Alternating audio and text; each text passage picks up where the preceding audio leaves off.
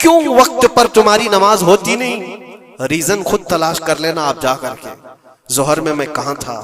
کون سی چیز نے مجھے نماز سے روکا تھا؟ عصر میں کہاں تھا؟ کس چیز نے مجھے سجدہ کرنے سے دور کر دیا؟ ریزن آپ خود ڈھونڈو، روزانہ آپ خود ڈھونڈو. مغرب میں کیوں سر نہیں جھکا پایا میرے رب کی بارگاہ میں؟ کون سی چیز مجھے روکی تھی؟ کیا میں دکان پر بیٹھا تھا؟ تو وہ دنیا ہے جو دھوکہ ہے، جو تجھے اللہ سے دور کر رہی ہے. یا تم دوستوں کے ساتھ بات چیت میں بزی ہو گئے تھے تو یہ دوست شیطان ہیں جنہوں نے تجھے اللہ سے دور کیا تھا. یا کوئی اور چیز تھی، موبائل میں بیٹھا تھا، گیم کھیل رہا تھا، یہ وہ دنیا ہے جو تجھے اللہ سے دھوکہ دی ہوئی. ٹی وی میں بیٹھا تھا، میچ میں بیٹھا تھا، کھیل کود میں تھا. یہ ساری چیزوں کا ریزن آپ خود ڈھونڈو. یہ عبادتوں سے کون ہے جو مجھے دور کیا ہے؟ اللہ کریم کی بارگاہ میں سر جھکانے سے کون سی چیزیں روک رہی ہیں؟ مجھے بتاؤ قسم رب ذوالجلال کی. آج کسی نے تمہارے گردن پر تلوار رکھی ہے کہ اگر سجدہ کرو گے تو کاٹ دیے جاؤ گے، مار دیے جاؤ گے. کسی نے تم کو نیزہ دکھا کر کہا کہ مسجد جاؤ گے تو گھونپ دیا جائے گا. کوئی چیز نہیں ہے. تمہارا نفس ہے جو تمہیں دور کیا ہوا ہے. تمہاری اپنی وہ چیزیں ہیں جن کو تم دل سے لگائے ہوئے ہو. اللہ کریم کی بارگاہ میں آنے کے لیے جو اہمیت تمہیں دینا چاہیے وہ دوسروں کو اہمیت دینے لگ گئے. اسی لیے ایک بزرگ نے کیا خوب کہا تھا. وہ اپنے مرید کی دکان میں گئے، بہت بزی شیڈول تھا اس مرید کا. دکان میں اتنے گاہک ہوتے تھے، بھیڑ ہمیشہ، وقت ہی نہیں ملتا تھا بیچارے. لیکن پیر صاحب آئے ہیں دکان میں تو عزت و احترام ہونی چاہیے. اپنے مرشد کو اس نے بلایا اور کرسی پر بٹھایا. بہت دیر تک وہ اس کی دکان میں پڑھتے رہے، بیٹھے رہے. وہ بھی خوش باش تھا، پیر صاحب آئے ہیں، پڑھے تو اور برکت، اور اس کو وقت ہی نہیں ہے. تھوڑی دیر کے بعد پیر و مرشد نے اس کے دکان کی چیزیں اٹھا کر کے جو ڈبے وغیرہ تھے سونگنے لگے. یہ سونگا، وہ سونگا. اس مرید نے پوچھا حضور یہ آپ کیا کر رہے ہیں، کیا سونگ رہے ہیں؟ کہا میں یہ دیکھ رہا ہوں کہ ان ڈبوں میں کہیں تو پخانا تو نہیں کرتا، کہیں تو اپنی حاجت اسی میں تو نہیں کرتا. اس نے کہا کیوں آپ ایسا کہہ رہے ہیں؟ کہا تو جتنا بیزی ہے جانے کا موقع کہاں ملتا ہوگا، یہیں تو اپنا ٹوائلٹ بھی کرتا ہوگا. اس نے کہا حضور اتنا وقت تو نکال لیتا ہوں، طہارت کے لیے جا سکتا ہوں، استنجا پخانے کے لیے تو جا سکتا ہوں. زوردار تماچا انہوں نے لگایا. اپنے پیٹ کی گندگی نکالنے کے لیے تیرے پاس وقت ہے، اس رحمان کے دربار میں سر جھکانے کے لیے تیرے پاس وقت نہیں.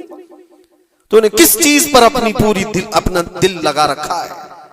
یہ تھی ان کی تربیت. حقیقت ہے میرے عزیزوں، ہم اگر ریزن ڈھونڈیں تو چھوٹی چھوٹی چیزوں کے لیے ہم اپنا وقت بھی دیتے ہیں، پیسے بھی دیتے ہیں. لیکن اللہ کریم کے ساتھ تمہارا کیا سلوک ہے؟ یہ حدیث سنا کر میں بس ختم کرتا ہوں. اللہ کریم خود فرماتا ہے، یہ حدیث قدسی ہے. حدیث قدسی اس کو کہتے ہیں فرمان اللہ کا ہے، زبان رسول اللہ کی. اللہ فرماتا ہے انا عند ظن عبدی بی، بندہ میرے متعلق جیسا گمان کرتا ہے میں اس کے ساتھ ویسا سلوک کرتا ہوں. تم اللہ کریم کے لیے کیا مقام رکھتے ہو اپنے دل میں؟ اللہ کی بارگاہ میں آتے ہو تو کس طرح؟ اسی لیے حضرت رابعہ بصریہ رضی اللہ تعالیٰ عنہا کو ہم نے سنا ہے کہ جب وہ نماز کے لیے جاتی تو دلہن کی طرح سج کے جاتی تھی، پورے تیار ہو کر. پوچھا ان سے کسی نے تو وہ کہتی تھی میں چاہتی ہوں کہ اللہ نے جتنی نعمتیں مجھے دی ہیں اس بادشاہ کو نہ دکھاؤں تو پھر کس کو دکھاؤں؟ اس بادشاہ کی بارگاہ میں جا رہی. دنیا والے سیٹھوں کے سامنے جانے کے لیے سجدے سورتے ہیں، میں خلاق العالمین کی بارگاہ میں جانے کے لیے سجدے. اور ہمارا کیا مزاج ہے؟ ہم نے دیکھا ہے مسجد میں آنے کا انداز کس کا کیسا ہے. تم بادشاہ دو جہاں کے دربار میں آ رہے ہو تو کس انداز سے آنا چاہیے؟ یہ ساری چیزیں آپ ذہن میں رکھو. اللہ کریم کے لیے تمہارے دل میں کیا مقام ہے؟ ظاہر سی بات ہے تمہیں آج بھی اپنے پیٹ کی غلاظت نکالنی ہو کہیں راستے پر تو شوچالیہ ڈھونڈتے ہیں اور پیسے دے کر کے جاتے ہیں. مسجد کی کیا کیا چیزیں مفت میں استعمال کرتے ہیں. کبھی اس کا خیال آتا ہے کہ ہم یہاں کی اے سی، یہاں کے پنکھے، یہاں کے قالین، یہاں کا پانی سب کچھ استعمال کرتے ہیں، لیکن مسجد میں جو ڈبہ گھومتا رہتا ہے تو لوگوں کو ایسا لگتا ہے کہ یہ تو صدر سیکریٹری کے لیے گھومتا ہے، یہ کمیٹی کے لیے جاتا ہو. آپ اس وہم و گمان سے نکل جاؤ اللہ کی بارگاہ میں 1 روپیہ بھی جو دیا جاتا ہے وہ شمار ہوتا ہے دنیا بھر کے تمام دولتوں سے زیادہ عزیز اللہ کی بارگاہ میں وہ پیسہ ہے جو یہاں صفوں میں آپ نے اللہ کے نام پر دیا ہوا ہے۔ اپنی عادت رکھو کہ مسجد کے لیے ہمارے دل میں کیا احترام ہے، دوسری دنیاوی کسی بھی چیز کو دیکھنے کے لیے ٹکٹ دیتے ہیں، وہاں چھوٹی موٹی چیزوں کو خرچ کرنے کے لیے ہم بے پناہ پیسے خرچہ کرتے ہیں، پان میں، بیڑی میں، سگریٹ میں، تھوکنے میں کتنے پیسے برباد کیے جاتے ہیں۔ اللہ تبارک و تعالیٰ کے نام پر جب بات آتی ہے تو کیوں دل پر یہ بوجھ ہوتا ہے؟ یہ علامت ہے کہ دل جب کالا ہو جائے اور رب تعالیٰ سے بندہ دور ہو جائے تو اللہ کی بارگاہ میں دینے سے وہ کترانے لگتا ہے۔ اپنے دل کا علاج کرو اور اللہ کی بارگاہ میں یہ دعا کرو کہ مولا مجھ پر میرے نفس کو غالب ہونے سے بچا لے اور میرے دل کو پاک کر کے تیری دربار میں ہمیشہ جھکنے والا دل بنا دے۔